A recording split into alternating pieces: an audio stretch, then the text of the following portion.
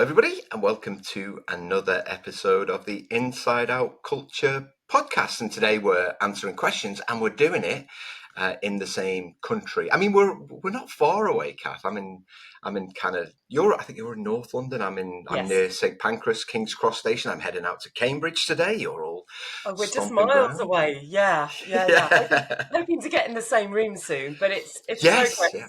Progress to be in the same city. Yes, it is. Yeah. And it's a beautiful sunny day, which I always love saying about England because it happens like about 10 times a year. Isn't it beautiful? Yeah, isn't it lovely? All right, so questions today. What do we got, Kath? Yeah, so another culture questions episode, and as ever, quite a set of challenging questions.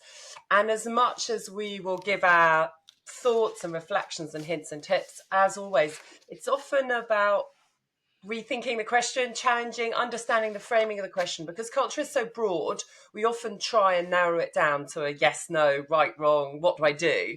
And so often, I think our thought processes are about taking a step back, think about actually what's behind the question, and who else do you need to talk to about it. So, as always, we're trying to give you both perspective as well as some hints and tips and answers. And so the first one is, how do I know when I need to change my culture? So, how do I know when I need to change it? I think the first point to make is culture's evolutionary. I think if you get to the Mm. point where you actually physically need to change it, you probably waited a little bit too long, which probably isn't a helpful answer. So you're saying it's too late. But culture is evolutionary. It's one of the reasons often when I hear culture change project, almost like it's got a defined start and a defined end. Culture, it's not like that. It's evolutionary, it's ongoing, it's always there. But I understand the intent of the question is the point of, okay, well, what's the point in time where I need to maybe invest time or money in culture? My answer here would be as soon as performance or behavioral standards slip, that's when you really need to think about an investment in culture. And I know when I think back to my very, very early days when I was a project manager for the Mirror Group newspapers way back when, and this was for year 2000 projects. We had a high performance standard because we had so many projects to do in such a short space of time. And if we felt there was a week where we missed a milestone or we missed a deadline, then we would almost have like an intervention the following week to say, okay, well, what didn't we do? Why did we allow that to slip? How do we maintain that velocity? For me, I think if you see the behaviours of individuals starting to slip, then what you need to do, in an ideal world, what you've done is and it's something I'm doing in Cambridge over the next few days, is getting the team to agree the base culture, the foundational culture. It doesn't take 2 days to do, but then you've got a standard that everybody can adhere to, and then as soon as you start moving away from that standard, that's the time when you need to start investing in culture. I think as well, if you're a leader and performance is nowhere near where it needs to be. I spoke to somebody last week who said, "Oh, since we moved to hybrid working as an office worker, since we moved to hybrid working, we're not as productive as we used to be." And I said, "Well, have you actually redefined your culture for the hybrid world?" And of course, the answer was no, we haven't. We haven't done any of that work. So I think as soon as your behavioural standards or performance standards slip, that's when you actually need to spend time and money redefining the culture. Yeah, I mean, I really want to reinforce that initial part that culture is always evolving. So it's about thinking not there's certain points to invest in it and not, but the ideal is that we are constantly investing in it, constantly aware of it, noticing it, thinking, yeah, which aspects are being sort of brought out most, which aspects are being a bit neglected. So it's a sort of constant engagement with culture. But I think, yeah, I would say sometimes when your gut is telling you something or is uncomfortable in the way that people have behaved, or you see things that make you think, oh, I didn't know that was okay to do round here. Since when has that been okay? Then I think those are sort of real little alarm bells to think, yes, okay, I need to understand first of all, rather than jump in and fix them, what is it that means the culture is being pushed in that direction? What are the things that mean I'm suddenly seeing behaviors that I didn't think were okay, now becoming more normalized? So understanding what's changed, and what might be driving some of those changes. So as always, getting that kind of deeper understanding of what's driving what you're seeing. But your gut is often a really good feel when you go home at the end of the day. Has something happened that, just still sticks with you, and you feel uncomfortable about? That's a sign that there's probably something that really needs addressing. Yeah, I want to acknowledge this is something that a lot of leaders in a lot of different organisations are grappling with. So I've been working with the University of Georgia, a team at the University of Georgia, researchers, and we're at the point where we're about to implement a tool to help people assess where their culture is right now. You know, one of the things that I've talked about is I really want to I really want to help people to understand where they're at any point in time, so that they can do things to help themselves.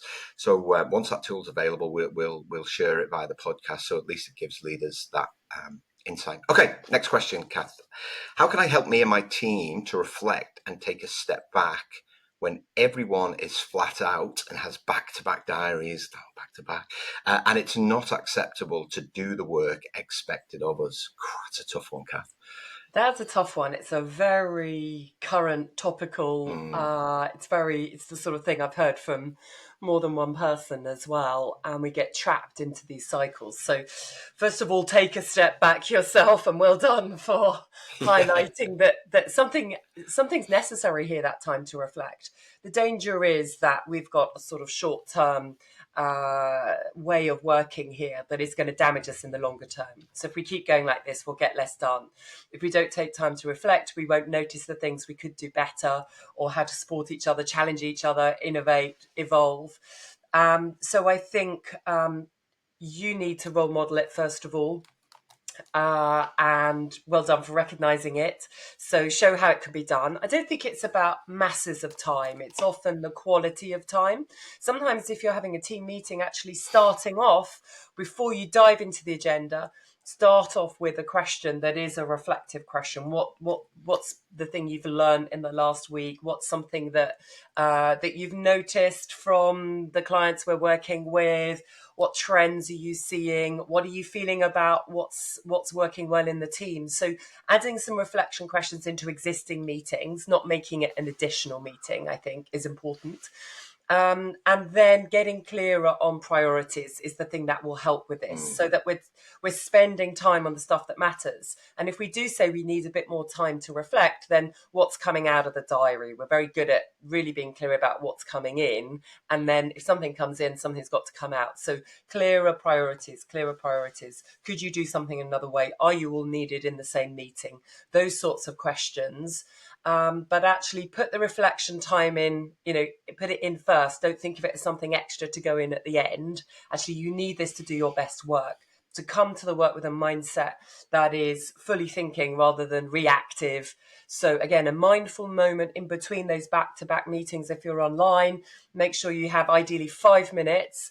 But even if it's 1 minute before you click on that next Zoom link or Teams link, actually step away from the computer, look out the window, just let your mind be free, let it wander, just kind of notice in your body a little bit where's there tension. Try and sort of ground yourself through your feet. Just take a moment to switch off before you then sit down and carry on. So movement, physical movement is something that's really important as well to help our mind to move. So those are my thoughts. What do you think, Colin?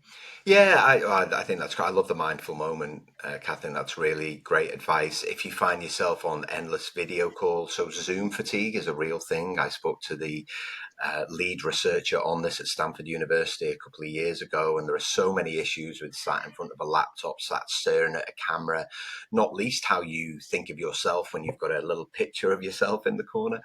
I think my advice here would be, just to echo what you said, is plan it in. We don't prioritize those moments of reflection, and yet they're so important for us to actually think on, well, what did we learn? What did we do? What worked well? What didn't work well? Also, I think as well, when we have that time for reflection, it opens up these little trains of thought that gives rise to creativity.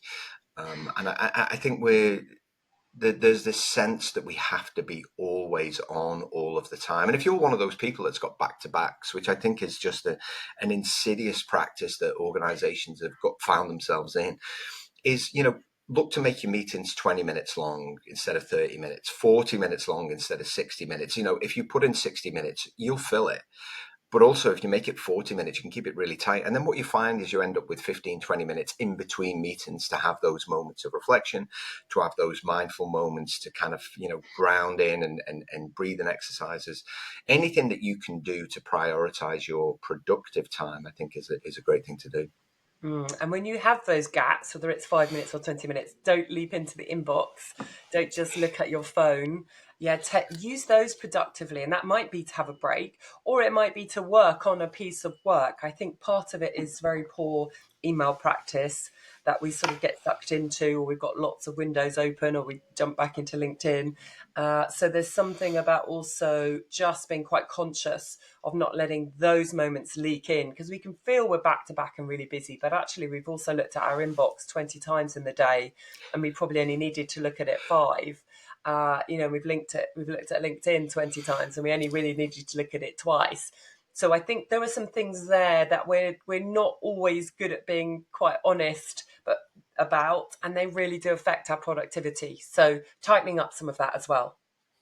Great. Okay, now we've got a couple of questions that were going to bring us back to a couple of themes we've talked about around high performance cultures, around the role of values. So let's look at the first one, and then some of that will probably also help us with the second one. But the first one is simply, is it possible to be both values led and high performing at the same time? Now, I'm even interested why someone thinks this is a question, but anyway. Yeah, but that's fascinating because this is, and I think we both see this, Kath. We've talked offline about some of the challenges, issues, opportunities that our clients face. And one of them is this either or. Are we either real, do we have Mm, really strong values and stick to those, or are we really high performance? It's like, well, actually, you're both. If you want to yeah. create this really fabulous vibrant culture, you're both. The research says is when you have a really strong set of defined values, employees are 115% more engaged than if you don't. So values are principles or standards of behavior. They're almost ideals that you strive to fulfill, and then those values, they inform the day-to-day cultural norms, and it's the cultural norms that make you high performing. So you really, yeah. So yeah, I mean, the short answer is yes. This is what every organization should be striving for: is what are our values, and they're unique to your organization, and it's a statement, it's not a word. But then what are the norms that you have in support of those values that really drive you to success, whatever success means for Mm, you? Because if you do it in line with the values, not only have you got really high engagement from people, so that means that they're disciplined, they're focused, they have structure, they're interested in the learning you get from culture, but also you've got really high emotionally intelligent people who feel that they can be the best of themselves. They feel that they can be honest. Vulnerability, humility, empathy, these aren't seen as a weakness. They're seen as a superpower to really charge our culture. And that's the sweet spot for organizations, is when you've mm, got highly emotionally intelligent people who are really engaged in what they're doing, then they're led by the values, but they help each other to perform at the highest level consistently. And when you look at some of those long-term high performing teams, yes, usually there's a figurehead of that team. And we've talked in the past of people like Pep Guardiola at Manchester City, someone who really understands culture. But actually, the players or the employees really demand it of each other. And so if you veer away from the values, people pull you back to it and say, well, hang on a minute. Yes, we're high performing, but we're not doing it in a way that supports the kind of team that we want to be. And we've created this real combatant culture. So the short answer is yes, it is possible. And that should be the goal of every organization. mm. Yeah, it's possible. It's essential in our view, isn't it? Yeah. To be sustainably high performing and to be ethically high performing. So I think one of the things, the danger if we go of this high performance route without the values is we start cutting some corners in some really dodgy ways that often will come back to haunt us within that space around ethics and integrity. So that's why it's so important to be values led and underpinned. And I think in sport we see that quite clearly, whether it's the the dominance of the All Blacks team that's been written about, Mm, whether it's the Lionesses that I've spoken about under Serena that's right. Williams, a lot, and a lot of the Olympic teams this summer will have done work that will underpin the high performance they are striving for constantly with values in order to ensure that they can get the most out of themselves, they can address issues, they can raise them, they can give really kind of clear, candid feedback, and make sure that you don't cross that ethical line. It's really important. So yes, it is absolutely. And to kind of build onto that then with another question in this same space, my company says that the process matters and that values matter, but then talks about winning a lot, how important it is to do whatever it takes to win.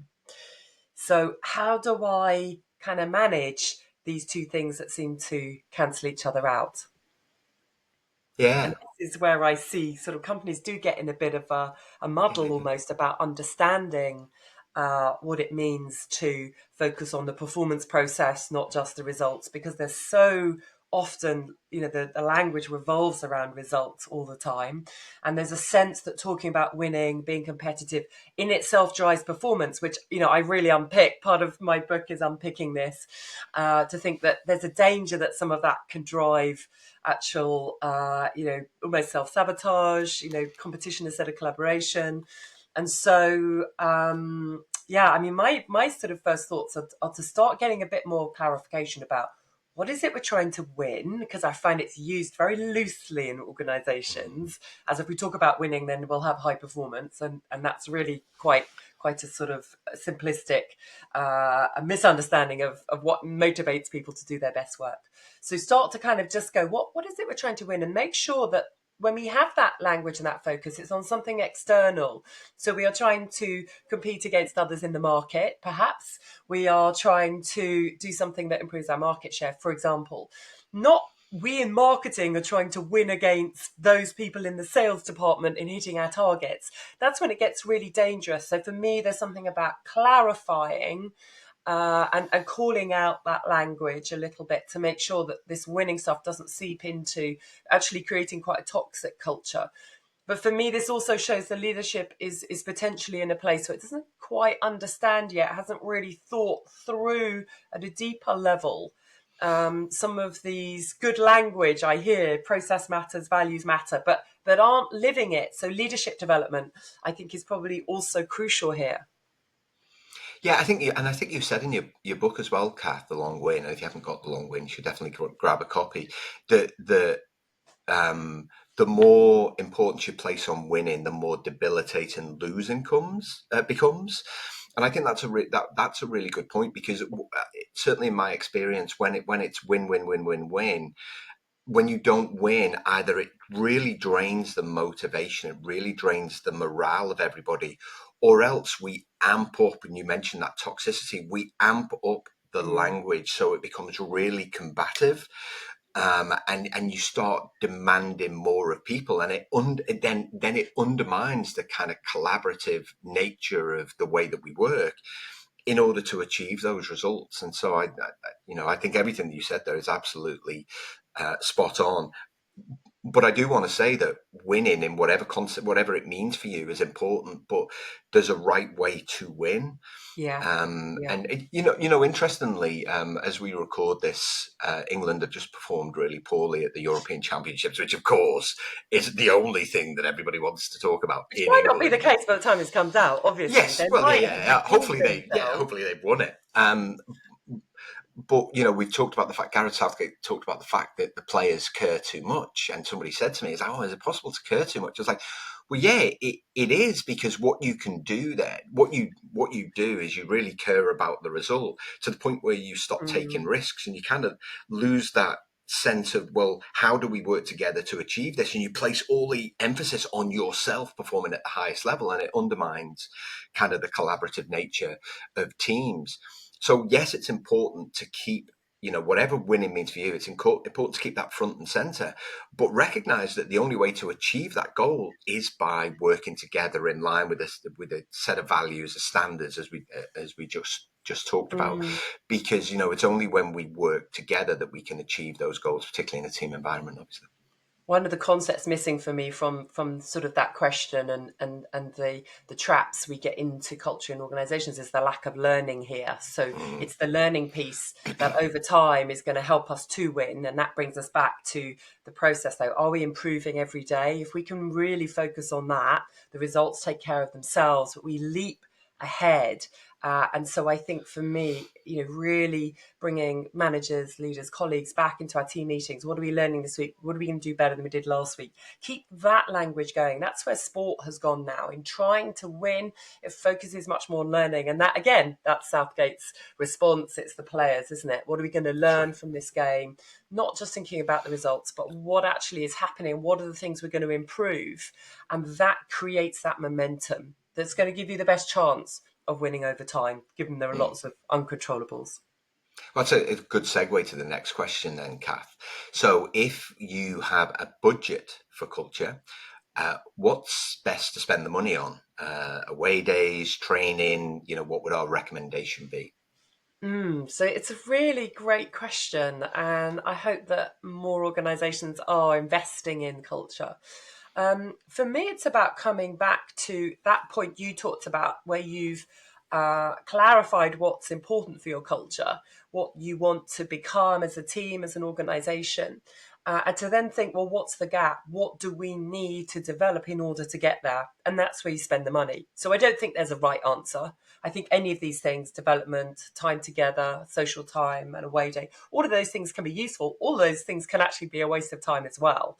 So it's really about understanding where do we want to get to and what are the things that we still need to develop or to spend time working on that will help us get there, and to really agree that as a team. I think it's quite a hard thing for a leader to sort of absolutely decide by themselves, and it's a great opportunity to give others a voice, who might also be quite creative, quite innovative about, do you know what, we could spend time developing how we work by, doing this activity, or, and allowing somebody in the team as well to bring something of themselves to that. So to really tap into the resource of the team that we're maybe not tapping into. Who's got some skills that they could share a bit more, or a world that they're involved in through hobbies, sport, music, theatre, whatever, where we could actually dip into that and go and do some improv comedy, or, because actually it connects to our team rather than, oh, I've just seen it on a list of things advertising, let's go and do that. You want some kind of connection. If you're going to go and do a rowing corporate day, which is something that I do every now and then, which is great fun,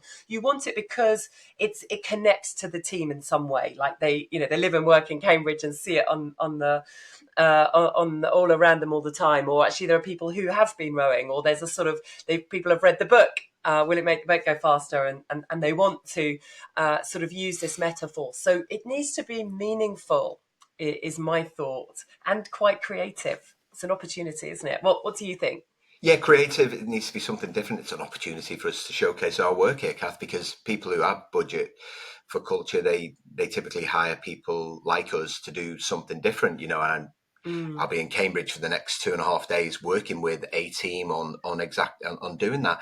I think the point that I want to make is that managers who recognize the importance of culture fight tooth and nail for money to do culture work. They mm, recognize that some organizations, I'd like to think this is changing, still frown on mm, people spending money on culture. So the manager that I'm working with over the next 2.5 days, she had to fight tooth and nail to take her team off site for 2 days. Now I know the results that she'll get because I can point to it in my work. But we're going to do something different. We've mm, involved staff in that. What do you want to hear? What do you want to see? Yes, there's a structure, a very defined way of doing things, but also there's 20% where we give staff the opportunity to have a say on what they want to cover. And of course, people love that. They're like, okay, well, we've never done anything like this before. And I think if you want to positively evolve your culture, what you can't afford to do is fall into the trap of doing the same things in the same Mm. way like you've always done them. During COVID was a great example. So I was flat out busy during that time of COVID because people wanted to redefine their cultures because they were working differently, which was great. But I had one CEO said to me, he said, "Oh, we did these Friday drinks." He was like, "It was great for the first 3 or 4 months, but then people stopped attending." I was like, "Yeah, because you just got a bit lazy. You Mm. just thought that everyone would come to the same thing that you do in the same." I was like, "Did you change it up? Did you have a speaker? Did you play games? What did you do? Did you use a different platform?" He was like, "No, we just got people to come and sit with a glass of wine." I was like, "Did you put them in Zoom rooms, different people, different times, like a speed dating?" No. So I think, you've got to Yeah. really think, how much money can I get? And then what's the best use of it to inject energy, excitement, a sense of something different so that people want to join in. They want to contribute, and they Mm. want to be part of something different moving forward. It's a lovely opportunity, isn't it, It to is. actually give your people a voice in who you are and to see people beyond their email inboxes and Zoom meetings. So yeah, good. It's a good question. Yeah. So our last one. Is there a tipping point when it comes to moving from a startup culture to something more scalable? Yeah, so yes, it is. Mm. I'm doing a speech about this in Zurich next week, actually. So I'm working with an organisation who's just got to that magical 150. So anybody familiar with Dunbar's rule of 148 people, and yeah. So what Robin Dunbar said is in 148 people, that's the bit where you lose the social connections that you had. The best startup companies, what they do is the owners of the startup, and any kind of startup culture, what the ownership does is it retains a lot of the control because it recognizes there's a certain level of velocity that you need to maintain, particularly in order to get VC funding and all of these kinds of things. And at some point, that velocity has to be, other people have to be empowered to maintain that velocity. It can't all be on the founders, because what you don't want is the bottleneck. So whilst I would say, kind of, yes, traditionally the number is around about 150 people, because at that point what you've got is a more of a corporate type structure. Really, you want to be doing it much earlier than that. As it start, I remember speaking to a startup founder in Sydney in Australia, and he had 12 direct reports, and I said it's too many. I was like, at that point, what you need to do is Mm. start to get that number down to about six so that you can, kind of feasibly manage those people. But you need to empower them. And I feel that sometimes there's this sense of loss of control, but actually, you maintain that sense of control if you're helping, coaching, supporting people, because then these people are, employees are then managing and maintaining the business on your behalf. And so I suppose my answer here would be, the sooner that you can start empowering others to, kind of live the values, maintain the velocity on your behalf, the better. But if you're looking for a number, I would say anything over 100 is really about the time that you need to start thinking about a different cultural setup to take the Mm. business to where you expect it to grow. What do you say, Kath? Interesting. Like I also see a tipping point that comes sort of at a kind of earlier point in that there's something about some startups when you start with a group of 8 or 10 people, some it's even like 5 or 6, Hmm. then everyone knows what everyone is doing. And there's a sort of early on point when you can probably keep doing that up to about 12, maybe 15, but then as soon as you're into 2030, you can no longer have everyone knowing what everyone's doing, and there's no sense. It doesn't make sense for you to be spending time on that either. So I think also, obviously, it depends on, that there are quite a few different tipping points that come. But I think there's also one earlier where often it feels, you've got like-minded founders, those early groups, there's huge cohesion, there's huge a sort of real sense of common mission in trying to get something off the ground. And so you're really united. And then as you bring more people in, quite rightly, you bring in some more diversity. So then you've got more dissenting voices. And it's this thing about you can no longer rely on knowing what everyone's doing. And as soon as you don't know that, you feel left out of something, particularly if you've come from a point where you were part of 5 or 6, where you knew everything that was going on. Suddenly you're one of the founders and something's happening that you don't know about. Mm. So I think there's a really interesting point there. And at all the levels, that level, also at the level you're talking about, 100, there can be an assumption that we sort of put in more processes and that we create hierarchy. And I think it's really important to take a step back at that moment and think about, what are we trying to create? Well, how do we want people to feel as a result of what we're going to do in developing the culture at this point? And to think much more about self-organization than imposed organization. So the sort of thinking behind the next level at which companies can progress to have really a culture where people are empowered, able to do really good work, is one where you actually start removing hierarchy, you remove boundaries, and you give people much more say in what they're involved in and what they need to know. And this self-organization principle that Frederic Laloux talks about in his what's it called, Developing Organizations book, which we'll link to, is something that I think is underused at the moment, and a really powerful tool that we'll start to see more in cultures. This piece around you working out what you need to know and what you don't know. And then you feel much more comfortable going, yeah, I said I didn't need to know that. So I've got to let go of that when it niggles at me. So I would say bring in some self-organizing principles, start reading about what that means. That's a growing element of purpose-driven organizations who want to get to that next level of empowering the organization as it grows to do more, because people want to work on good work. So you also get these kind of interesting dynamics in the companies that have really taken this to quite an advanced stage, where people go, I'm not going to work on that project because I know it's not going to work.